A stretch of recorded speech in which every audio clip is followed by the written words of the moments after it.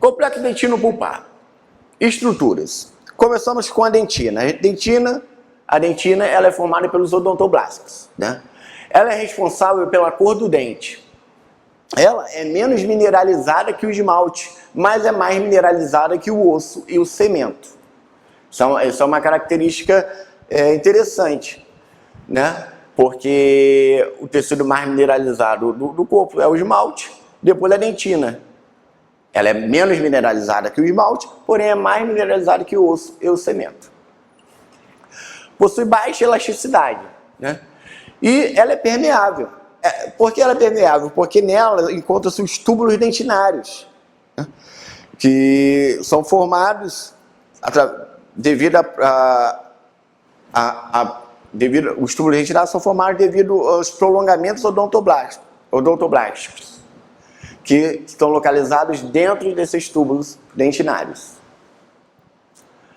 70% ela é formada de 70% de material inorgânico, hidroxapatita, 10% água e 20% material orgânico. Dentre destaque desse material orgânico é o colágeno do tipo 1 e 5. Bem, ok até aqui? Beleza. A dentina, existem vários tipos de dentina no dente. Durante a formação do dente, ao longo da vida do ser humano, pode ser produzido vários tipos de dentina. A primeira dentina a ser produzida é a dentina primária, que é a dentina produzida durante o desenvolvimento dentário. Certo? A dentina dentária é depositada até o fechamento radicular, ou seja, até formar todo o dente. E nela pode ser dividida em dentina do manto e dentina circunpulpar. A dentina do manto é a primeira a ser sintetizada. Ela é menos calcificada que a dentina circunpulpar. Isso aqui é importante. Saber que a dentina do manto é uma dentina primária menos calcificada que a dentina circunpulpar, né? No entanto, a dentina circunpulpar ela tem um maior volume. Ela é responsável pelo maior volume de dentina nessa fase, até a formação do dente. Então, o maior volume de dentina primária é de dentina circunpulpar. Ok? Além dessas dentinas, nós temos a dentina intratubular ou peritubular. Essa dentina intratubular ou peritubular é a dentina que forma as paredes do túbulos dentinários. Ela é demarcada pela dentina intertubular, que eu vou falar daqui a pouco, que é a dentina que fica entre os túbulos dentinários. Essa dentina intratubular ela é altamente mineralizada. Tratos mortos, dentina opaca, desvitalizada. O que são tratos mortos? Pode haver alguma alteração hidrostática, alguma alteração nos túbulos dentinários, alguma alteração dos odontoblastos, que fazem com que eles retraiam os seus prolongamentos odontoblásticos, deixando os túbulos dentinários vazios, e lá será depositado dentina, nesses túbulos vazios. Esses túbulos vazios são os tratos mortos, chamados de tratos mortos. Deu para entender? Então, recapitulando. Tratos mortos são túbulos vazios devido à saída, à retração dos prolongamentos odontoblásticos. Ok? A dentina intertubular, como eu disse, ela está localizada entre os túbulos dentinários, né? E constitui a matéria orgânica da dentina. É o que confere força tensional à dentina. Ela é menos mineralizada, conferindo essa força tensional à dentina. Dentina esclerosada ou translúcida. Com o aumento da quantidade de dentina intratubular por estímulos persistentes e não graves, né, ocorre, como eu disse, a retração odontoblástica e aí ocorre a formação de dentina para obliterar esses túbulos. É a dentina, é a chamada dentina esclerosada. Ela vai obliterar totalmente esses túbulos dentinários, esses túbulos normalmente vazios, tratos mortos.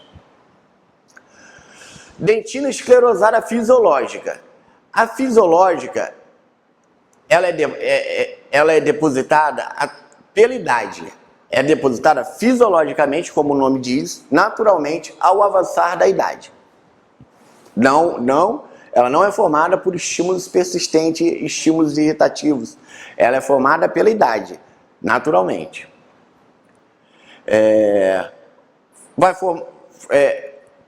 Obliteração e mineralização dos túbulos da dentina radicular. Ela é responsável pela obliteração e mineralização dos túbulos da dentina radicular. Ok? Essa é uma aula com bastante conceito, alguns conceitos chatos que é interessante saber na hora da prova, que pode livrar a barra de vocês em uma questão e pode ser o diferencial na prova. A dentina interglobular. Ela é formada por efeito de mineralização da dentina devido à falta de fusão. O COI observa, ele cita que esse tipo de dentina é mais frequente na dentina circunpulpar e em anomalias dentais. A dentina secundária. A dentina secundária é aquela dentina que ela é depositada após o fechamento radicular, ou seja, toda dentina que é depositada após a formação completa do dente, toda dentina não vou usar a palavra toda, mas fisiologicamente, a dentina depositada posterior à formação do dente é a dentina secundária, que é depositada mais lentamente que a dentina primária, que é aquela dentina que é depositada antes do fechamento do ápice. Foi? Então, dentina primária, a dentina que é depositada até o fechamento do ápice. A partir do momento que houve fechamento do ápice, a dentina que está sendo depositada é chamada de dentina secundária. Sua produção continua durante toda a vida do dente. Como eu disse, a vida toda do dente ela vai ser produzida. E a dentina terciária? A dentina terciária ela altera a morfologia da câmara pulpar nas regiões onde existe um estímulo localizado. A dentina terciária ela é uma dentina que ela é depositada mediante a um estímulo agressor, seja ele químico, seja ele biológico. Estimulou, produziu dentina para proteger a polpa é a dentina terciária. E ela pode ser uma dentina reacional ou uma dentina reparadora. Então, a dentina terciária, ela é depositada para proteger a polpa mediante a estímulos agressores e ela pode ser chamada de dentina reacional ou dentina reparadora. A dentina reacional, ela é formada por odontoblastos. Mas como assim? Ela é formada por odontoblastos que sofreram agressão, mas não morreram. Eles não morreram, eles ainda estão ali. Então, eles estão depositando essa dentina terciária como uma forma de proteção. É a dentina reacional, que ela é formada por odontoblastos agredidos, né? Ok? E a dentina reparadora, ela é formada por células mesenquimais recém-diferenciadas. Ou seja, o odontoblasto que ali estava, devido à agressão, ele morreu, ele não está mais ali, ele morreu. E quando isso ocorre, quando ocorre essa necrose desses odontoblastos, as células mesenquimais indiferenciadas que estão lá na polpa, rapidamente se diferenciam em odontoblastos e começam a depositar essa dentina protetora, a dentina reparadora. Ok? Pré-dentina. Pré-dentina é uma camada de dentina não mineralizada que protege a dentina, né? Ela está localizada entre os odontoblastos e a dentina circupulpar. Nela encontramos prolongamentos odontoblásticos. Ela é uma dentina não mineralizada, orgânica, que vai proteger a dentina das células clásticas. Células clásticas atacam tecidos mineralizados. A pré-dentina não é mineralizada, ela é orgânica. Então, ela está ali protegendo a dentina das células clássicas da polpa. Se ocorre uma agressão, se ocorre um estímulo que rompe essa pré-dentina, a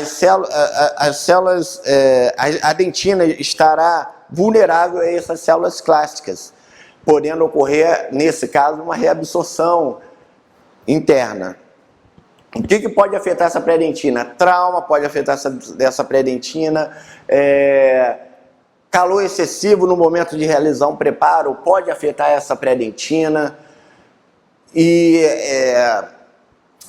ataques biológicos, enfim, qualquer estímulo maléfico mais acentuado pode afetar essa pré-dentina. Isso aí na aula de reabsorção a gente vai falar um pouquinho mais.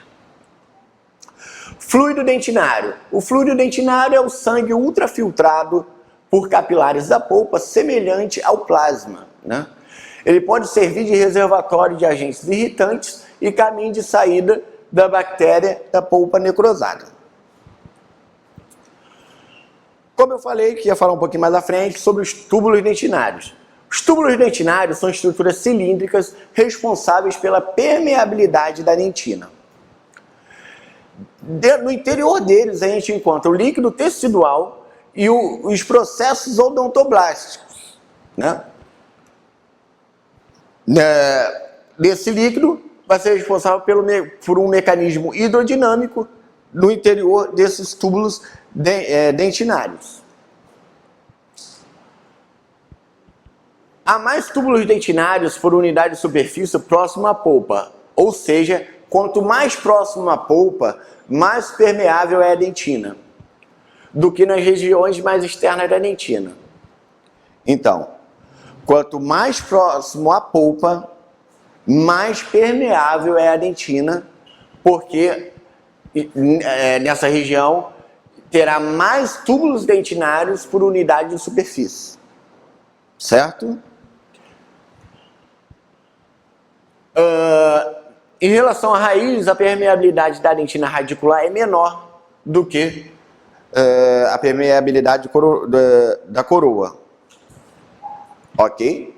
Então aqui é interessante a gente recapitular e memorizar o seguinte para o concurso, né? Que quanto mais próximo à polpa, maior a permeabilidade da dentina, certo? A polpa, como a gente viu acompanhando o desenvolvimento dentário, ela é formada por tecido conjuntivo frouxo de consistência gelatinosa, ricamente vascularizada e inervada. Ela está dentro de uma estrutura mineralizada, então ela é circundada por uma estrutura mineralizada, então ela não pode expandir. Isso pode ser motivo de fortes dores em determinadas situações que a gente vai ver mais à frente. Quando ela perde a vitalidade, a cor do dente pode se modificar.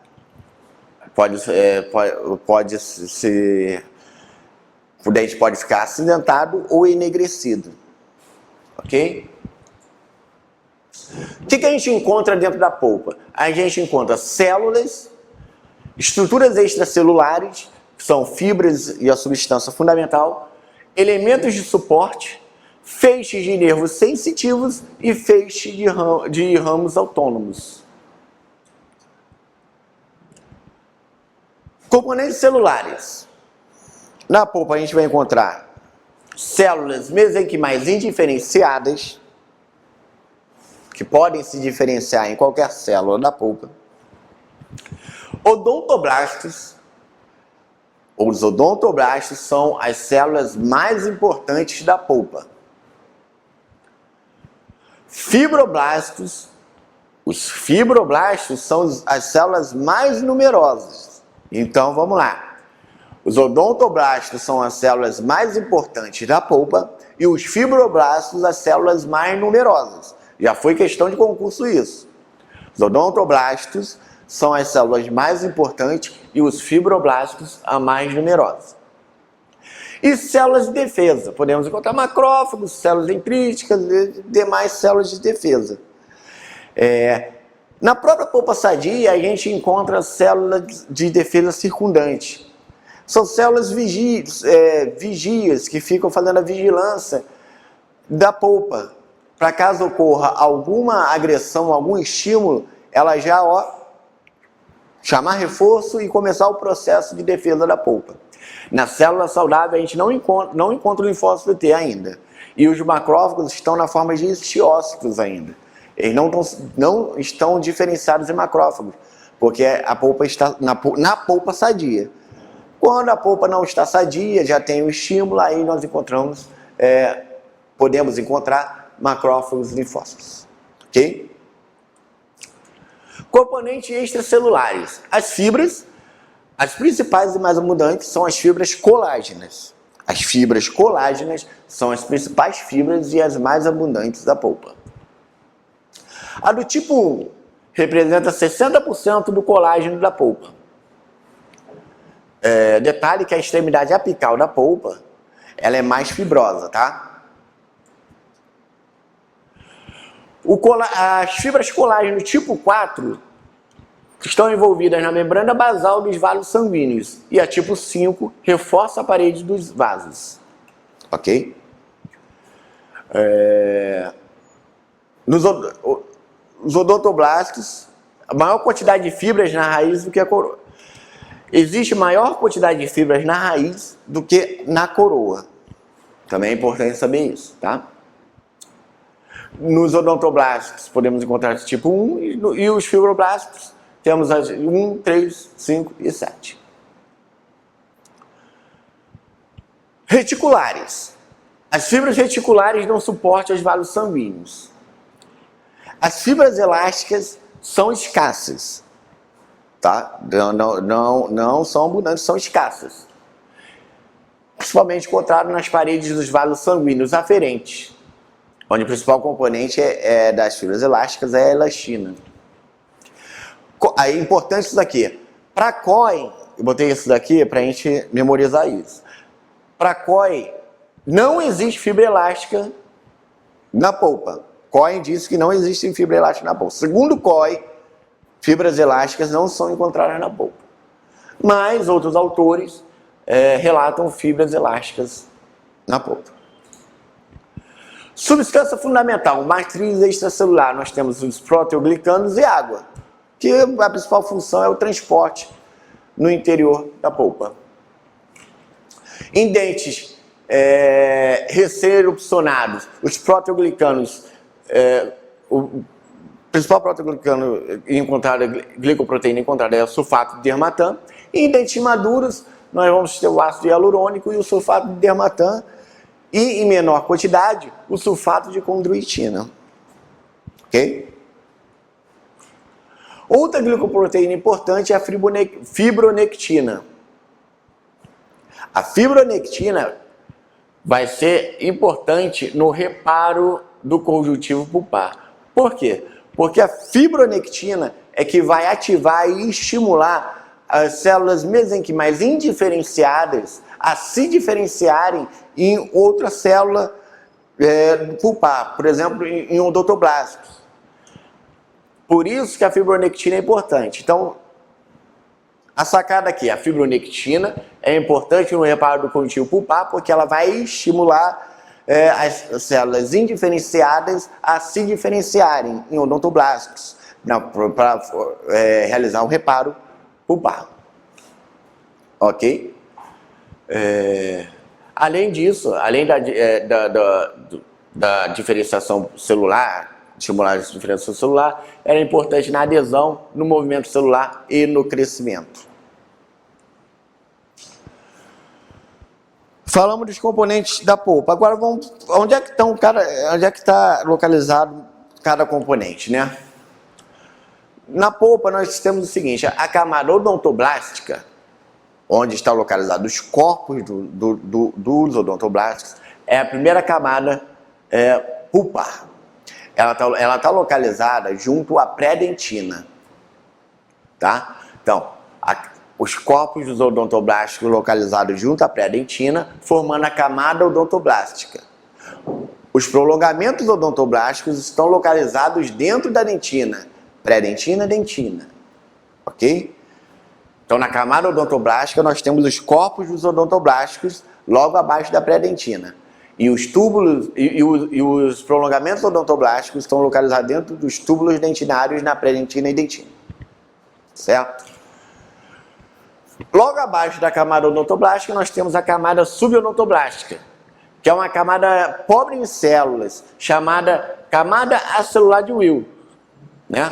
Onde nós vamos encontrar o plexo capilar subodontoblástico e o plexo nervoso de Haskell, né?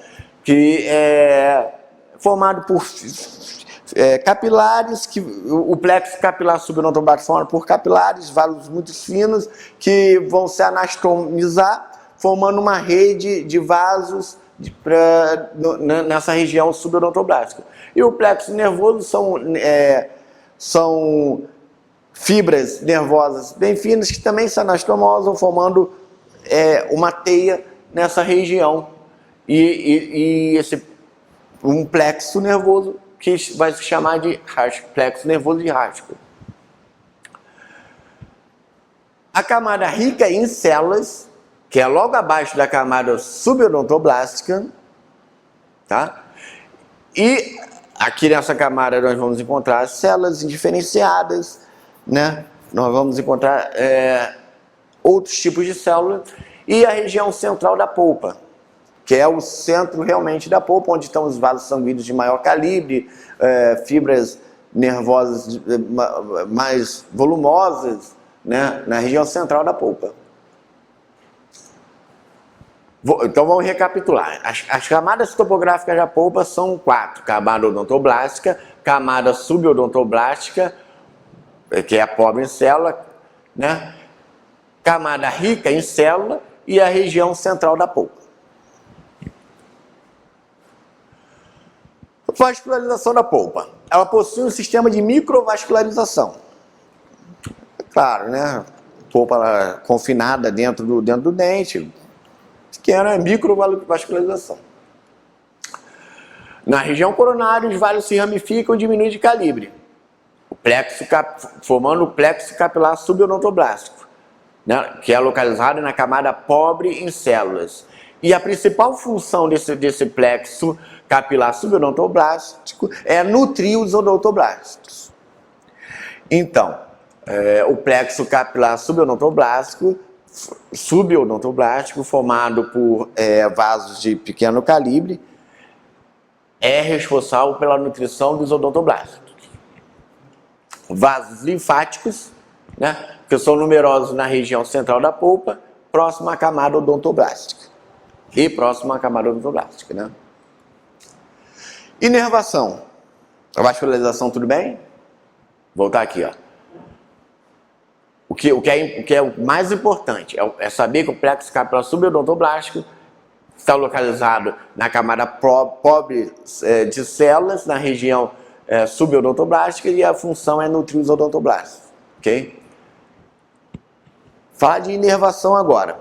A inervação é composta por fibras nervosas sensitivas, são fibras derivadas do gânglio do trigêmeo, que podem ser mielínicas ou amielínicas, né?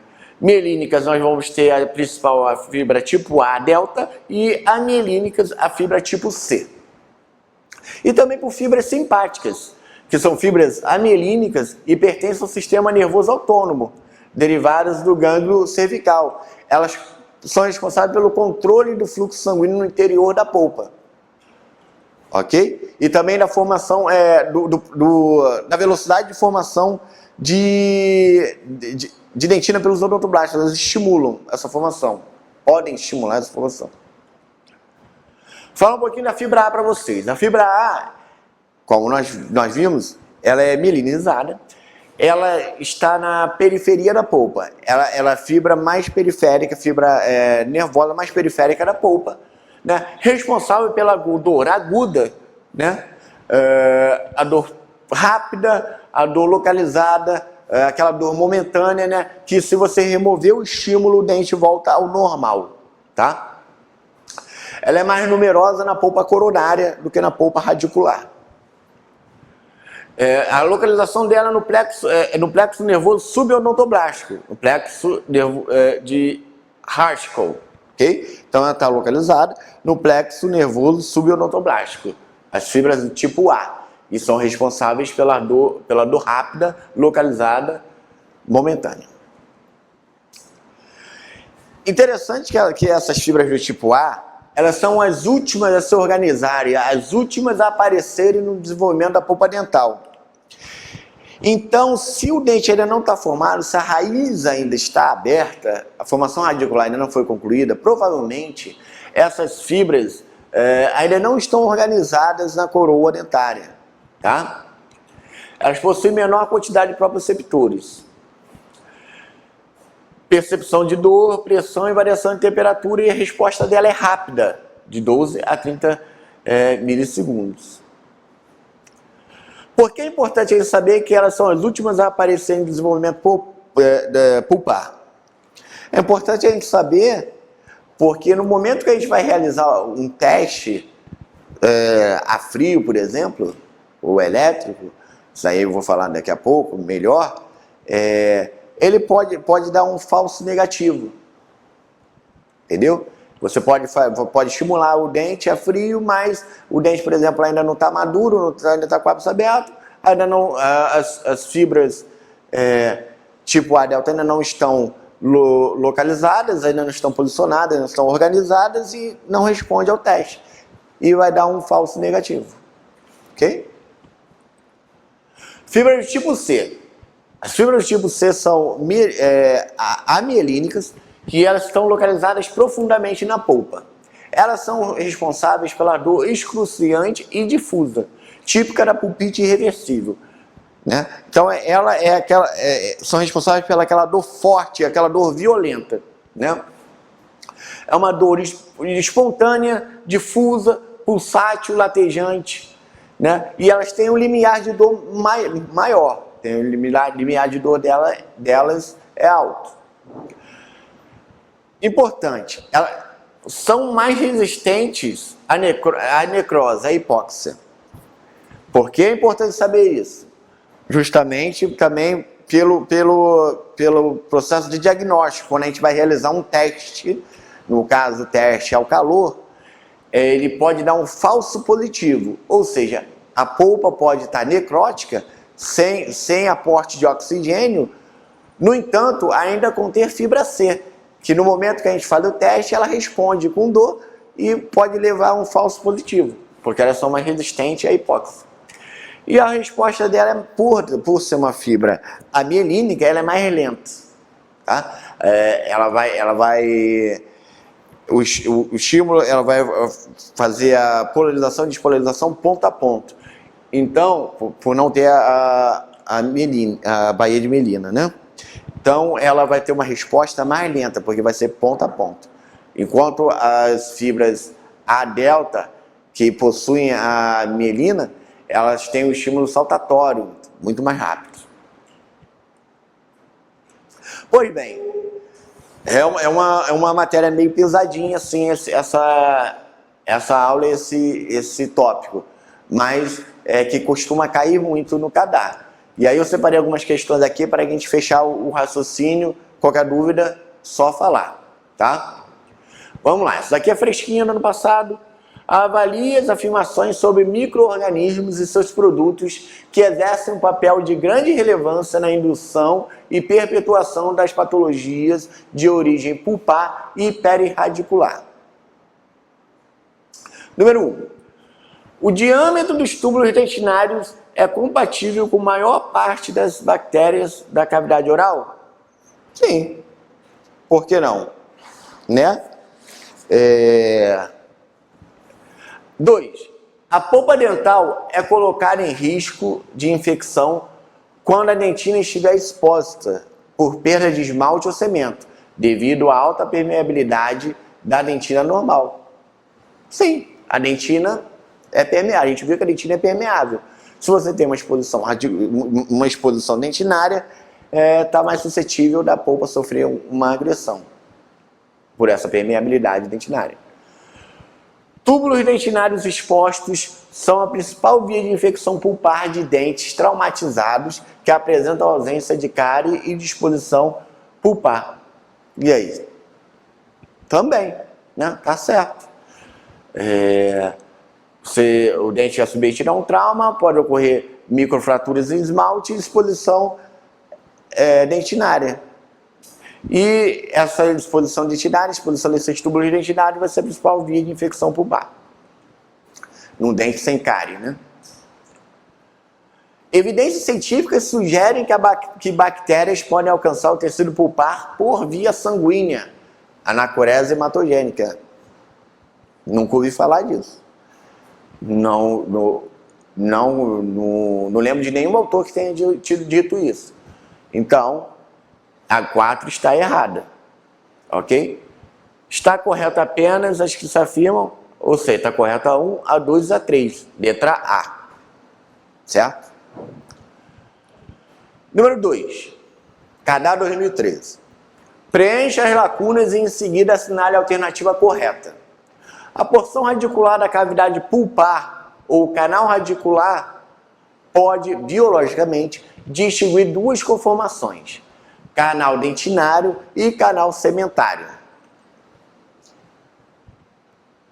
O canal dentinário é constituído por um tecido conjuntivo, enquanto o canal sementário é formado por um tecido conjuntivo, pontinho, pontinho. Então vamos lá. O canal dentinário é constituído por um tecido conjuntivo. Qual é o tecido conjuntivo que é constituído o canal dentinário? O canal dentinário. O canal dentinário é um tecido conjuntivo mais gelatinoso, mais mucoso, né? Rico em dentinoblastos ou odontoblastos, né? Então, o canal dentinário é constituído por um tecido conjuntivo mucoso, rico em dentinoblastos. Sem não, fibroblastos não, sem dentinoblastos não, mucoso rico em dentinoblastos. Só para saber isso, matamos a letra D. Mas vamos continuar. O canal sementário é formado por um tecido conjuntivo. E o canal sementário? O canal sementário é formado por um tecido conjuntivo mais maduro, né? E que não tem dentinoblastos. Então, fechou a resposta, letra D. Ok? CADA 2016. Zoolo. Sempre tem uma questão no CADA mencionando, falando a respeito de Zoolo, falando a respeito desse autor. Sempre tem uma questão relacionando esse autor. Então é legal a gente dar uma lidinha lá no livro do Zoolo. Ok? Essa é de 2016. Segundo o Zoolo et al., 2012, a polpa é responsável pela formação da dentina e complementação radicular que se processa em média 3 anos após a erupção do dente na cavidade oral. O que acontece quando a polpa perde a vitalidade? Ora, essa questão é interpretação. Se você sabe interpretação do texto, você não precisa nem saber o que o Zoolo diz, porque se ele coloca que a polpa é responsável pela formação de dentina e complementação radicular, né? O que acontece quando a polpa perde a vitalidade? Paralisação da rizogênese. Certo? Então a resposta, letra C, paralisação da rizogênese. Segundo o Zoolo, a polpa perde a vitalidade e a rizogênese para. Isso que eu falei é sério. Sempre tem uma questãozinha, 2 questãozinhas relacionando esse autor. Então é bom dar uma olhadinha no livro, nos principais tópicos. Normalmente não são questões, pelo que eu tenho observado do CADA, não são questões difíceis relacionadas ao Zuulo. Essa não é uma questão difícil, mesmo você não lendo a obra dele, você mataria só por interpretação e bastante atenção no enunciado, você mataria essa questão, mas é importante a gente dar uma olhadinha nele também. Vamos de número 4, CADA 2013. O endodonto é representado pela dentina, cavidade pulpar e polpa, enquanto a região apical e periapical é constituída por tecidos de sustentação do dente. Sobre o complexo polpa-dentina, informe se é verdadeiro ou falso, o que se afirma e em seguida assinale a alternativa que apresenta a sequência correta. Então, sobre o complexo polpa-dentina. Pode ser considerado como aspectos diferentes de um mesmo tecido? E aí? Pode? Pode. A origem, como falei para vocês aqui no começo da aula, a origem do complexo dentino-pulpar, do complexo polpa-dentina, é a papila dental, PD, papila dental, polpa-dentina. É a mesma origem. Então, ele pode ser considerado aspectos diferentes de um mesmo tecido. No caso, a papila dental. Mantém entre si íntima relação histológica e fisiológica? Mantém entre si íntima relação histológica e fisiológica. Por isso é um complexo. Diferencia-se a partir do saco embrionário dental? Não. Não diferencia-se a partir do saco embrionário. Sim da papila dental. Então, essa daqui está errada. Possui a mesma origem embriológica? Sim, mesoderma. Os dois são originários do mesoderma. Então, a primeira é verdadeira, segunda verdadeira, terceira falsa, quarta verdadeira, resposta à letra B. Verdadeiro, verdadeiro, falso, verdadeiro. Ok? Número 5. CADA 2013. Como resultado da presença de micro-organismos na dentina, uma variedade de células imunocompetentes é recrutada para a polpa dental. São células que inicialmente participam do processo inflamatório crônico pulpar, exceto... E aí? Linfócitos? Participa. Macrófagos? Sim. Plasmócitos? Podem participar. E fibroblastos? Fibroblastos não, fibroblastos nem célula de defesa é. Então, resposta 5D. Ok? Sobre os agentes patogênicos da polpa dentária, informe se é verdadeiro ou falso o que se afirma. Em seguida, assinale a alternativa que apresenta a sequência correta. Vamos lá. Preparos cavitários realizados com aparelhos de alta rotação, sem a devida refrigeração, podem ultrapassar o limiar de tolerância fisiológica da polpa? Sim. Podem. Se você não faz um preparo sem refrigeração, você está agredindo o complexo dentino pulpar. Sistema adesivos dispensam proteção pulpar quando utilizados em cavidades profundas ou excessivamente profundas por não apresentarem potencial de irritação severa à polpa? Não, não dispensa.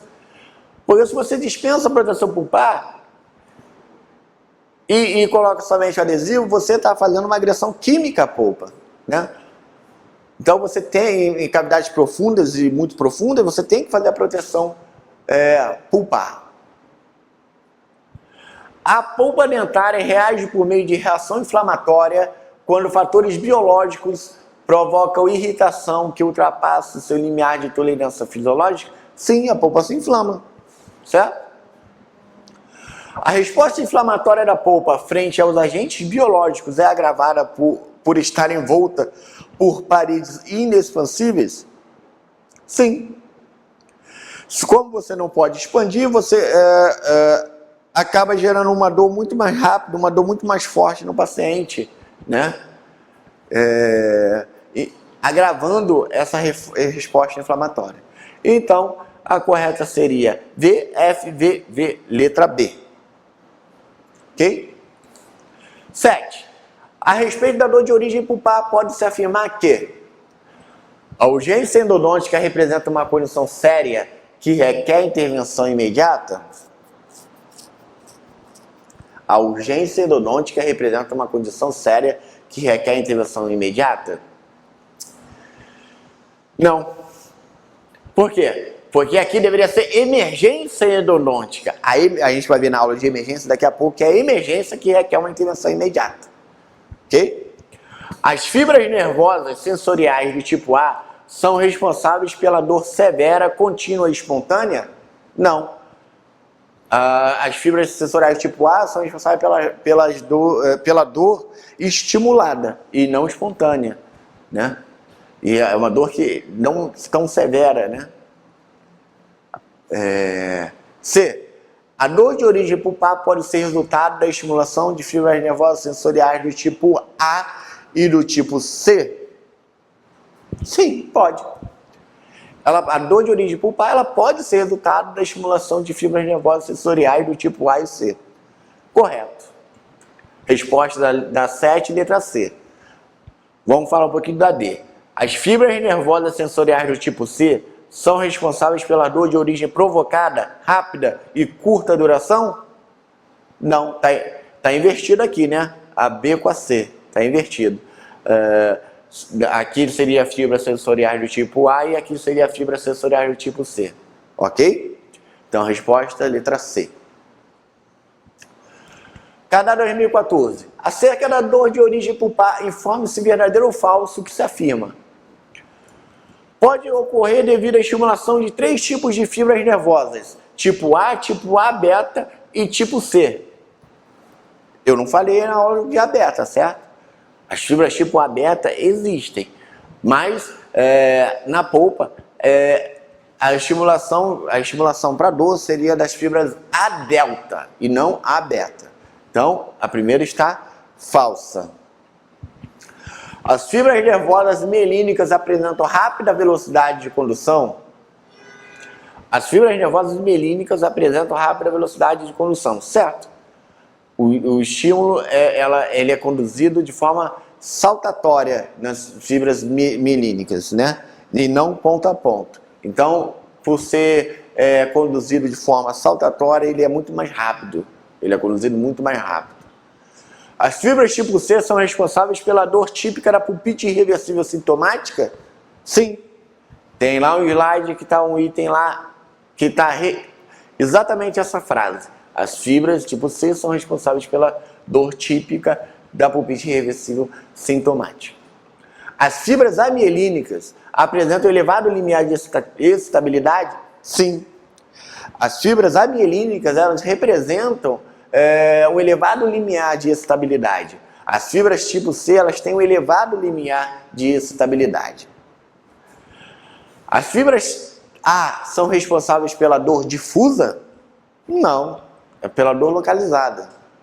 Então nós temos F, V, V, V, F, resposta letra D.